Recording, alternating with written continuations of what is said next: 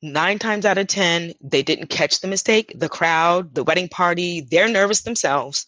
Shake it off, move on, and learn from everything you've performed and experienced in the past. So if you made a mistake, learn what you did wrong and try to work on that. Never expect to be perfect. Welcome to the Side Hustle Lounge. If you're looking for flexible ways to earn income, grow your mindset, and live the lifestyle you've always dreamed of, you're in the right place. So lower the lights, grab your favorite beverage, and join your host, founder of NotaryCoach.com and Amazon best-selling author of Sign and Thrive, How to Make Six Figures as a Mobile Notary and Loan Signing Agent, Bill Soroka.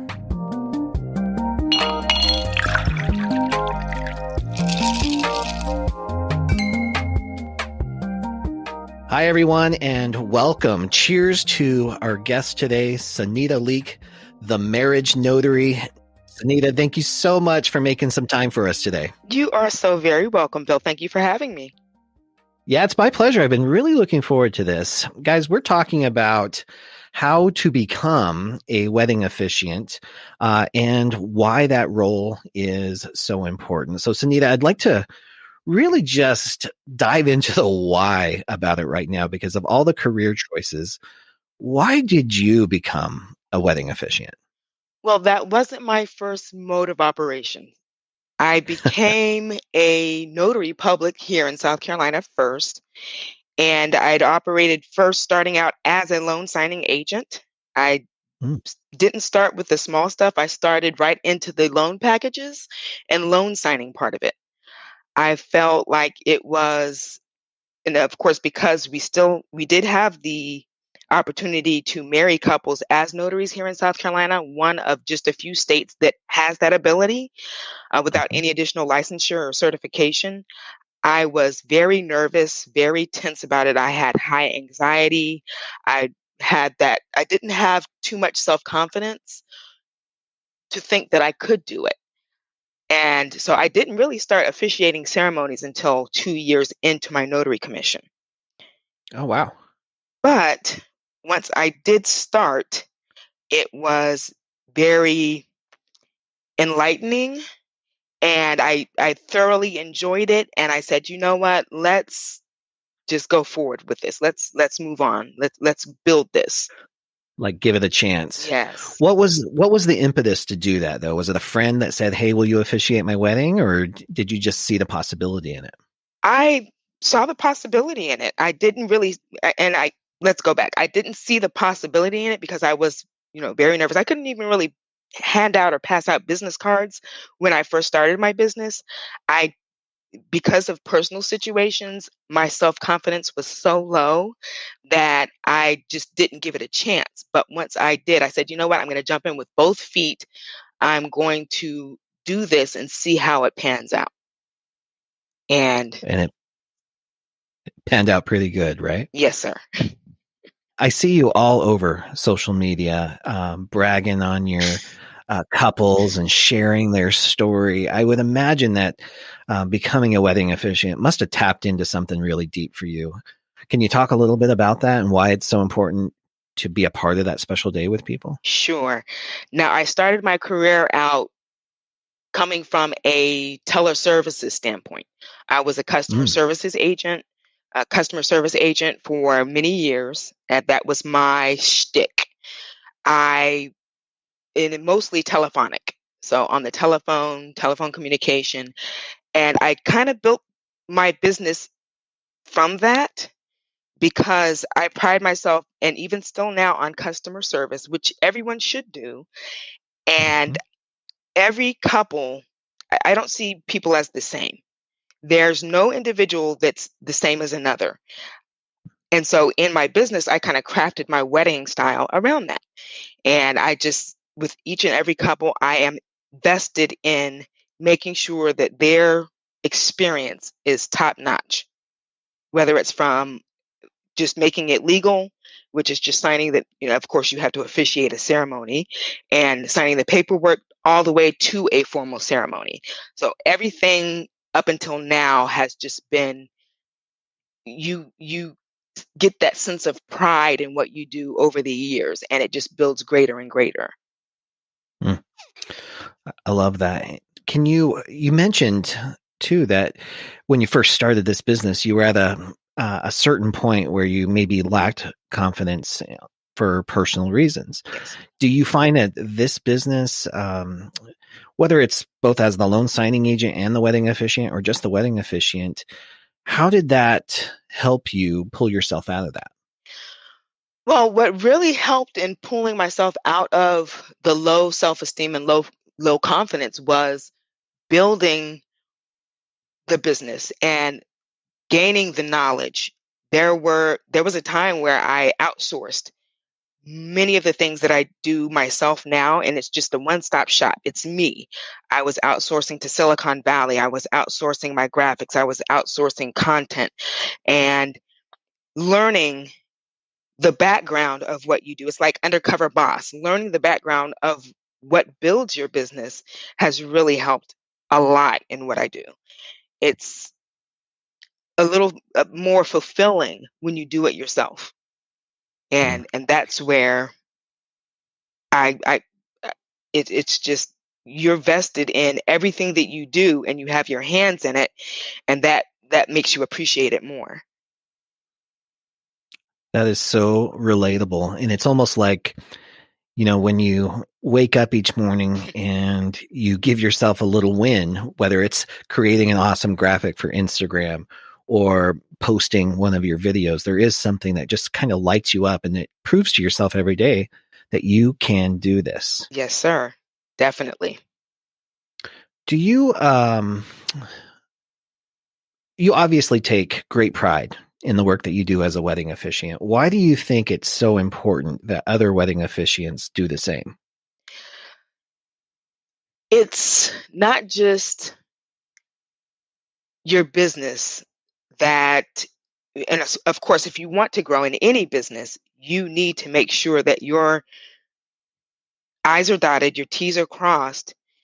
You don't want to portray in any form or fashion. That's why I don't treat everybody the same, but I treat every ceremony, whether they're arriving in, their scrubs from work, or, you know, they're in a rush, they don't have, there are some people that are rude. There are some people that are, I just treat everybody as if I would want to be treated.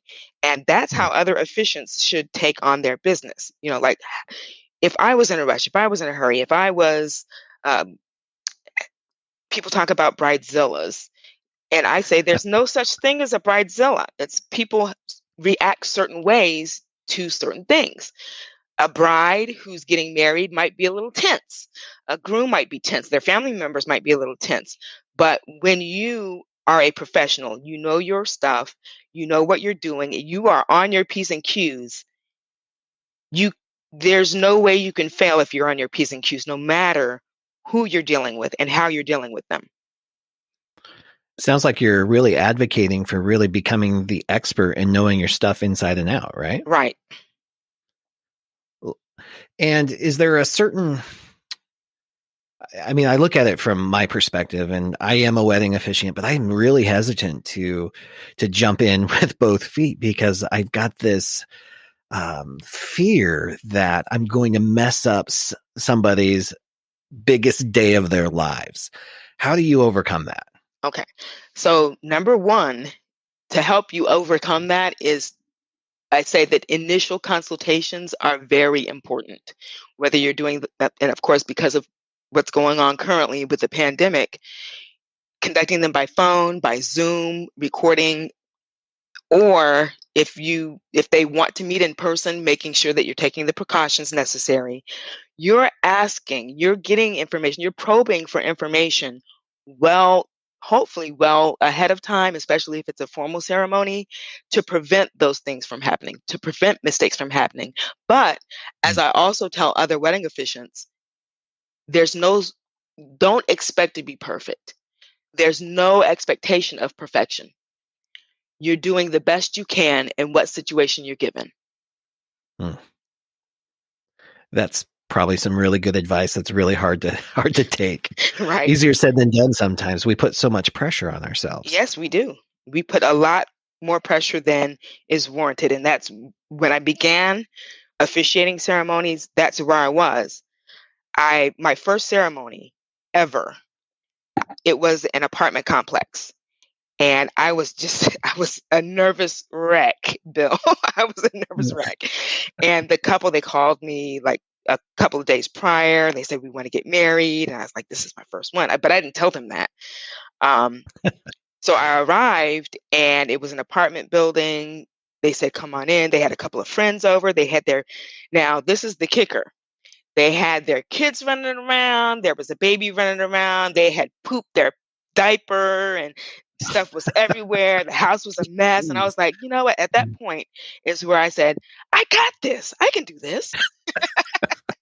So there is a certain comfort in that, I guess. It was. And then how did it go? It went well. I was operating from I had like a little Acer One computer or a Spire One computer, and I was reading the vows from it because I didn't know what I was doing exactly, but they were happy with my performance right then and there in that situation. But a couple days later, the bride calls me and she says, ma'am, how can I get an annulment? Oh, no.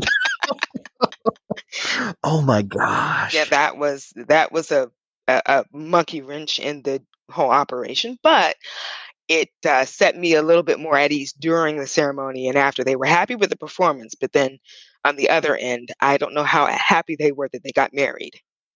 Right. A little change of heart there. Yeah. And I guess there's only so much you can control, right? Yes, you can't control that. Yeah. No. Wow.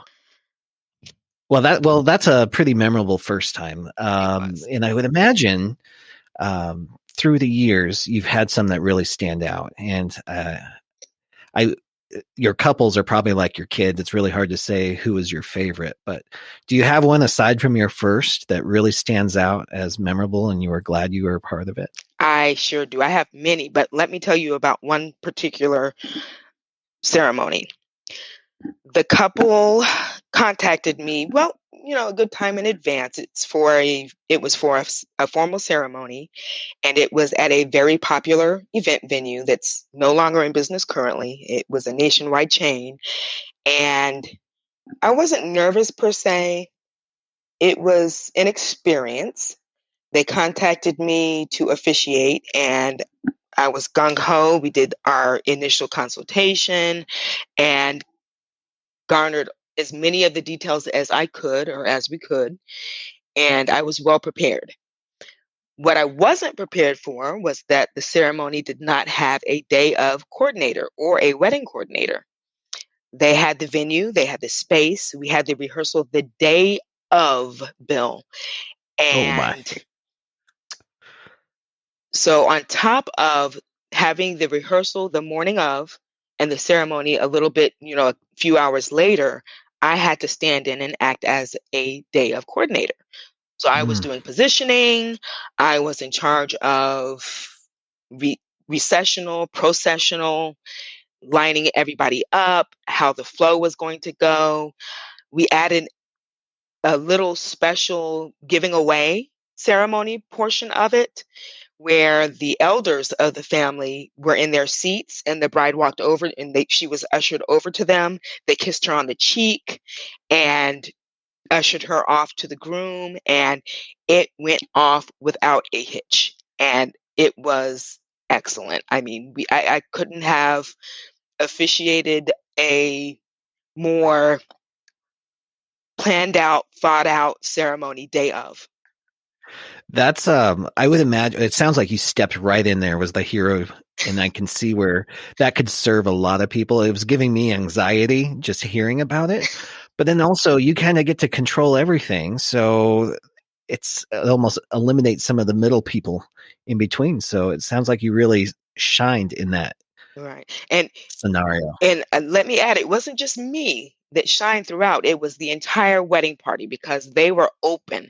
And it's the openness of the people that you're working with that will definitely assist you in whatever you do. So if people are shut down and they say, well, I only want this a certain way and this is how it has to be, and it's their party, they're paying it's their day. But when you have clients and customers that are more open to your suggestions, that definitely works well in your favor. Yeah. Oh, I bet. Yes. I bet. So taking that into consideration and all the other weddings you've officiated, and you even help other people step into this role as well. Yes. What do you think is one of the most important qualities that a wedding officiant has? Not most important quality, but most important qualities. Okay. You are What do you? you're not just there as an officiant. You're there especially when you're given additional duties like master of ceremonies. If you're announcing, you are instructing people to stand up, sit down, you're giving cues to the bride, you're giving cues to the bridesmaids and the groomsmen. You're holding a microphone in the process sometimes, or mic'd up in the process. You're not speaking too loud. You're not speaking too softly. You're making sure that your posture is correct. You are doing that, also taking in account of all the many different things that all the different pieces of information that you've been given about the ceremony. You have to know when everybody steps in the room. All processions are not the same. When people come in, they're not the same. When people recess or exit, it's not the same. So you have to keep an account of everything that's going on during the ceremony, and you are following a program. So it's not just here you talk and then here you talk a groom. It's all of those things intertwined in one. Hmm. So, So a duties. little bit of organizational skills. It sounds like adaptability and flexibility is pretty important too. Definitely. Through the years, through all of these, you can tell that you love doing these wedding ceremonies. Is that a fair statement? It is. It is. It gives me joy, much joy.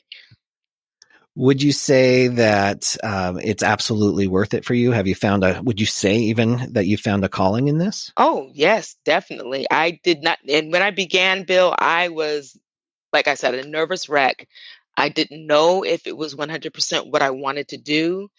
And as I officiated more and more and presided over more ceremonies, I became more comfortable with it.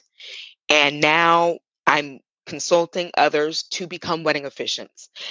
And it's exhilarating every time I take on that role of leading them, of where to go, how to go. Whereas I think of the days when I first began, and I wish I had somebody like me to Yeah. lead me forward in that. I wish I would have had somebody like me. And there are other people out there that actually do that. So definitely encourage others to get a mentor or follow someone. I love that you talk about the power of mentorship because really, I mean, if I was going to pick what I would classify as one of the most rewarding positions or roles or businesses, it's got to be wedding officiant has got to be in the top 5 or at least the top 10, right? I mean, that's an exciting day to be a part of. Oh, yeah. And it makes such a huge difference. I think the right wedding officiant can really make a ceremony work smooth. Obviously, I'm sure you agree with that too. So it behooves people to take it seriously, get a mentor, get that training, get a little guidance on that. And I know that's a service that you provide. And for those listening, you can get into the VIP room at sidehustlelounge.com, and I'll have the links to Sonita's contact information and where to reach her. Yes. But before we do that, Sonita, like for the people who are listening right now and they're thinking, oh, maybe I'll try this. Maybe this is what I want to be a part of. Maybe I want to be a part of the best day of some people's lives up until that point. How would they get started to become a wedding officiant? Okay. So to get started, of course, you definitely want to refer to your state rules and your local rules and laws on wedding officiation. There are wedding officiants and there are what are known as wedding celebrants. So a wedding officiant does have the legal capacity to marry a couple. They can write and sign off on paperwork, legalize the ceremony, legalize the marriage. A wedding celebrant, on the other hand, is a person who officiates or presides, should we say, presides over the ceremony, but they don't have the legal capacity to. There are wedding celebrants. There are states that will allow that to happen. And whether the state allows it to happen or not, whoever legally marries them does have to, like for instance, in the state of South Carolina, they actually have to perform a ceremony. So if I have a make it legal ceremony where they just want to sign the paperwork, they want to get it done. They've been together for many years and they just want to go ahead and get it done. They want to make it legal. I, as the wedding officiant, do have to say, well, do you, John, take Sally to be your lawfully wedded wife? Do you, Sally, take John to be your husband? So knowing the rules and the state laws is the first thing that you want to seek. You want to know those. And Yeah, that then, sounds familiar. yes, and then research. You can jump out there, that's fine, but knowing more is I mean, knowing what you're doing is the ultimate goal of getting started. Because if you just jump out there, I have officiants that come to me and they say, well, where can I get a copy of sample vows? Or where, if you research on the internet, you can find those. Well, how do I learn what I'm doing? You can go and you can seek out videos on social media on other ceremonies. Pull up wedding party setup formats. There's many different formats. Learn those. That's where you can start. Nice. As far as like as far as a resource for people who are just getting started, like on the state rules, I know a lot of people just say, hey, go to ULC or Universal Life Church, start there for your research. Or do you recommend that? Or do you have another resource where people can just go and just say, all right, click my state and here's kind of my starting place? I say this to those who want to start out or who are already wedding officiants. Go on an internet web search query. Any search engine console, type in your keywords, marriage, uh, wedding officiant, sample vows, and you can start there. You can go to the major sources and to the notary associations. You can go to your Secretary of State's website if they have that information available. But this is how I started. I went on the main web search engines and I started there. Nice. Nice. So literally just about everything that you would need to get started is available at your fingertips, which we love, and it can be a little bit of a rabbit hole sometimes. Yeah. But just get started. And I think the important takeaway too is that you are 100% responsible for knowing those state and local laws. I wonder if you could dive in a little bit different, because you talked well about the state, but are there other laws like within a city or a county or something that might affect marriage laws as well?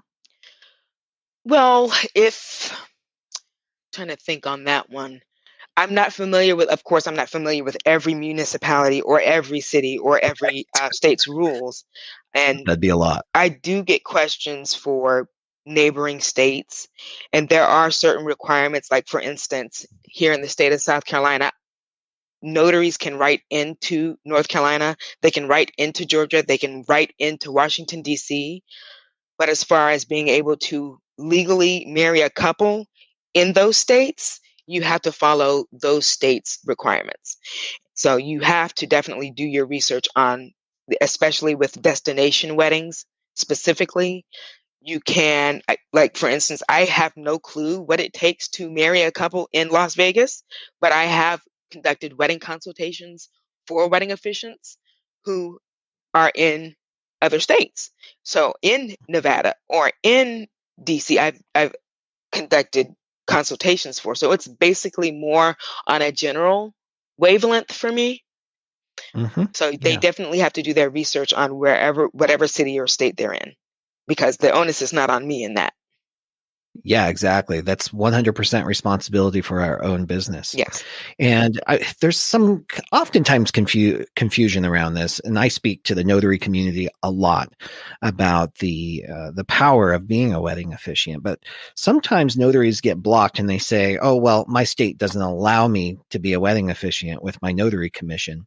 But there's an obvious workaround for that, right? Can basically anybody be a wedding officiant as long as they follow their state's laws? So that's where we get to the term of the wedding officiant and wedding celebrant. So my thing is, and even when I present later on down the line, anybody can act as a wedding celebrant. You mold yourself, you do the research, you follow, of course, your state or local guidelines. If it's allowable, you can be that wedding celebrant that presides and stands in place of the person marrying the couple, or should we say the ceremonial side of it. But then when it comes to and I will tell you this, Bill, most of the couples that I even do the make it legal paperwork for, they're making it legal before their actual big shebang ceremony. And Right. that's most couples that I see. And so I'll have couples come to me and they'll say, well, we want to go ahead and get this done. And I know this is not commonplace. And I'm like, yes, it is. Most couples do that. And Mhm. so they don't know that people are actually making it legal and legalizing their marriage before their big ceremony. So they'll usually do it say today's March 15th or today's April 15th. 2020, and then we're going to get married March 15th or April 15th, 2021. Well, we're going to make it legal on this date, and then we're going to have the larger ceremony next year in Jamaica, or we're going to have the larger ceremony next year here locally, but it's going to be the larger ceremony. I think that's such a great perspective. I don't think most of us who aren't getting married every day don't even think about it. But a lot of these couples, they've already signed the paperwork. They're already legally married. That's taken care of. So the part we see, the celebration, is really just ceremonial. That's right. And then when it's the ceremonial component, literally anybody can be that celebrant. That is really good information, Sonita. Thank you. Yes. Okay, so people are listening. They're like, well, I think I've got this. I've got the personality for this. I've got the organizational skills. So if they go through and they find out what their state requires, how do they build a business doing this? Wow. So it took me many years to learn my craft. There are two, or should I say, there are probably different ways to go about it. You can hit the ground running, do your own research, conduct your own research. And for many years, it took me many years, but this is year 9 of officiating ceremonies. Wow. And All I am right. still learning. It's a continual learning process. You'll want to definitely learn the terms within a marriage ceremony, what the difference between the maid of honor and a matron of honor is. Don't put me on Mm-hmm. the spot. I won't. I promise. What the best man duties are. The Yeah. ring Yeah. bearer, that it's mostly a symbolic role. Usually the ring bearer, which is usually a young boy, it's not always a young boy. It could be the flower girl is holding the rings. It could be that the groom's the best man is holding the rings. It might be the bride is holding the groom's ring. The best man is holding the bride's ring.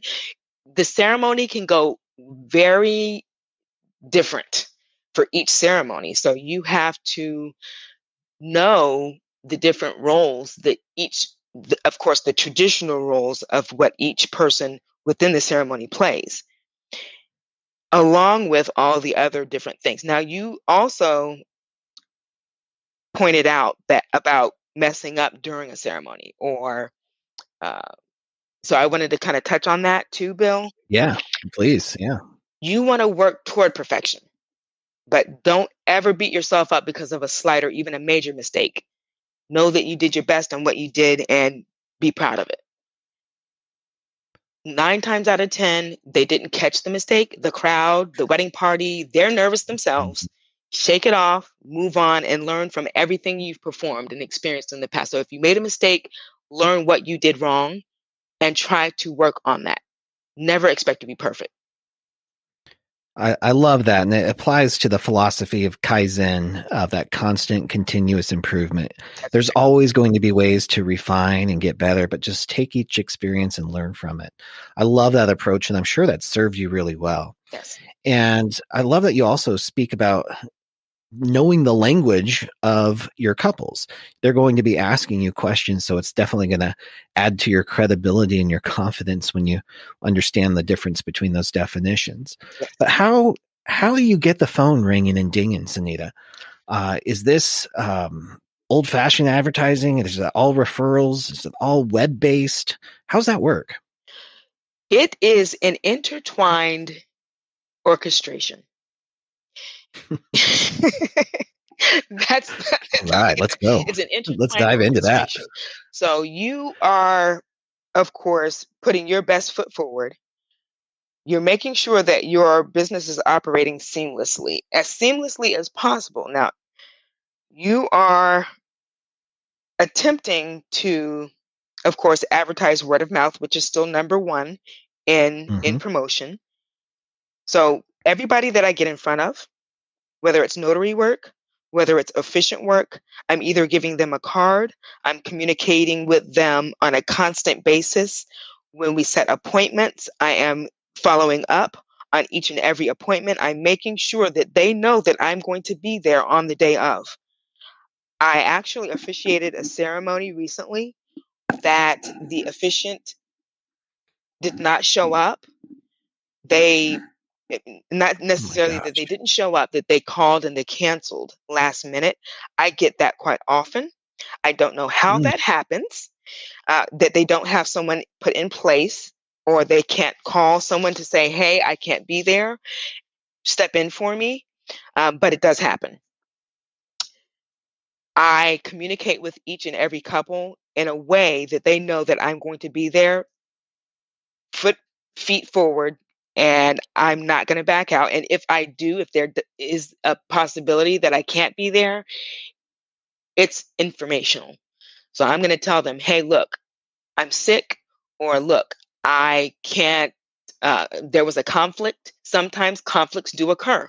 Be upfront and honest with each and every couple or party that you will potentially step in front of, because that builds onto your credibility and reliability as well. Sure. I can see where that would be huge. And it sounds like you're advocating for having a network of other officiants that you could rely on and support, and that will support you as well. Yes. Do you find that valuable? Oh, yes. I see often on social media, especially, there are these memes out there. Oh, well, my competition. And I don't look at anybody as competition. You are who you are. You do what you do. If you do it well, people will cling on to you. And my should I say, my referrals out, I don't have any problems with referring people to other officiants, to other wedding professionals, to other notaries. It's never been an issue. If you can't do it, Bill, you can't do it. And if somebody can do it better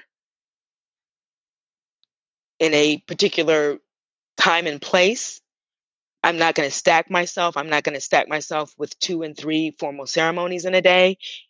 You'll burn yourself out. So it's best to refer, keep yourself on an upper level, and dust that hate off your shoulder. Just go ahead and do it, because then, of course, you'll build your network and you'll be seen in a better light. It's not that you want to necessarily do it because you'll be seen in a better light. It's just for your well-being and also for that couple. You don't want to fail. You don't want to fail them. Yeah, you take such pride in what you do that you want to make sure that they get the best service. And wouldn't you find, Sonita, too, or don't you find that there's really no true success unless you're helping other people anyway? That's right. So when you refer to these other officiants, you're helping their dream come true too, and helping the customer Well, and helping you. 100%. So I love how you talk about the constant communication. You obviously deliver an amazing ceremony. You share that experience, and I think that probably contributes to getting personal referrals. Where else do you find customers though? Are you advertising online? Are you on directories? How does it work if people want to get more business? Well, gosh, Bill. So I started out with flyers. Excuse me. I started out grassroots campaigning. I had flyers, I had business cards. It was me and my kids, the kids that could walk at the time. We were going around to local businesses, putting flyers on doors, we were going and visiting assisted living facilities. And this is when I was doing mostly notary work and loan signing agent work. I was going visiting hotels. I was visiting hospitals and getting on their notary lists if they had a notary list. If they didn't have a notary list, I was encouraging them to build those notary lists because for facilities in different places, I was out there Yeah. grassroots campaigning. I was going and putting cards on mailboxes. I mean, it makes it. I I didn't know where I was going with it, Bill, but I was gung ho. I said, I want to do this. I want to get it started. I want to hit the ground running. I was telling people, as many people that I knew that I could, because remember, at first, I didn't have the confidence to even pass out business cards. So I was just telling people in my local, very tight knit network about what I did. And then I was just putting those cards out there because, different places, coffee houses, just wherever I could, I was putting my cards.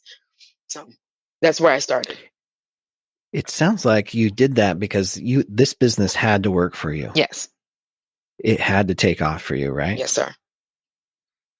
And has it? It has tremendously. Mm. I started with 6 kids under my belt, still have the 6, have grandbaby, and I have another Wow. grandbaby on the way. So That is amazing. And would you say that this business, whether the wedding officiant combined with your notary and loan signing business, was this a game changer for you in your life at that time? oh, definitely. It was definitely a game changer. I already had the knowledge of building websites. I had search engine optimization skills. I used the telecommunications or teleservices work, the interpersonal interactions, everything that I did work wise. I had experience being a hostess and cashier at a casino. Every upfront and personal job that I've had or telephonic job that I've had, I have input. I have put that input into my business and it has helped tremendously.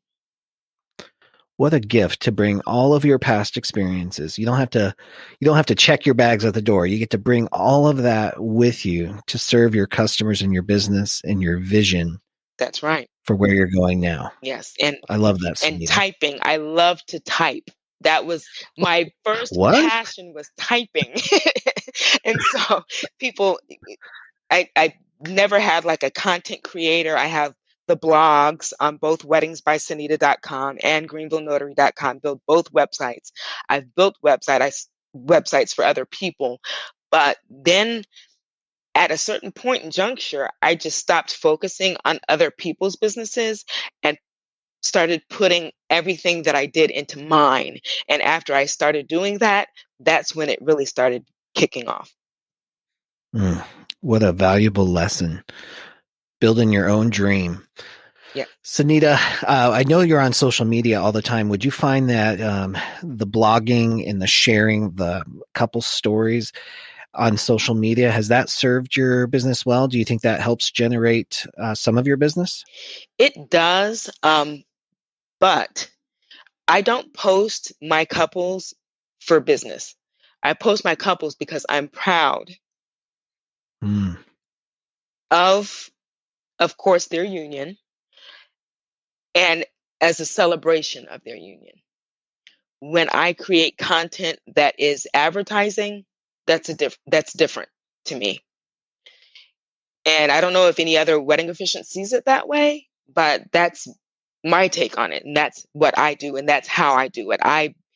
Of course, my social media pages are both personal and business. I do intersperse less personal in there now because I do like to keep private moments private. I don't put on social media like my children's like choir performance or their athletic performances any longer. I used to do things like that. I now have more of a business focus on my social media platforms. Got it. And I love that you share authentically. And I think that comes through. Today's consumer, the couples, no matter what business we're in, they can smell inauthenticity. And I think they are attracted to authenticity. And I think it's pretty clear this is serving you so well. Sonita, thank you so much for sharing so much of your perspective and your experience. I know if there's any of our listeners who are interested in kind of diving deeper into what it takes to become a wedding officiant or even a wedding celebrant, you can visit the VIP room at sidehustlelounge.com. I'll have the links to Sonita's website and socials. You can also find her all over social media under Greenville Notary and Weddings by Sonita as well. Sonita, thank you so much. You are so very welcome, Bill. It was a pleasure. Thank you. I'm so glad we connected. Thank you.